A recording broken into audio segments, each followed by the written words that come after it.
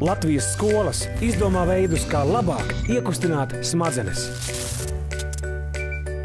Mēs esam 10. A no Jēkabpils 3. vidusskolas ar spēli Pieturzīmes sviestā!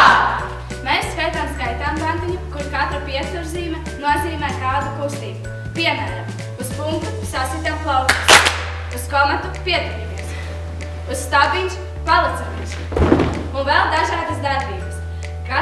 Sākumā spēli spēlējam lēnām un vēlāk pātrinām tempu. 3, 2. Domu zīme, pēdiņas, kopā sanāk kājiņas. Iekabiņa, kopā sanāk galviņa. Komatiņš, domu zīme, ritentiņš.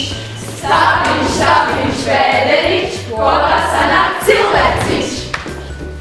Tagad ātrāk. Domu zīme, pēdiņas, kopā sanāk kājiņas. Iekabiņa, kopā sanāk galviņa. Komatiņš, domu zīme, ritentiņš. Stabiņš, pēderiņš, kopā sanāk cilvēciņš. Un tagad vēl ātrāk.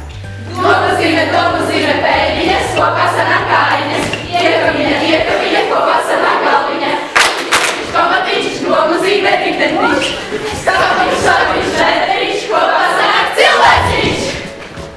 Pētījumi liecina, ja esam kustīgi, palīdzam, saskaramies, sadarbojamies, mēs iekustinām smadzenes. Iekustiniet smadzenes! Brum, brum! Projekts Iekustini smadzenes.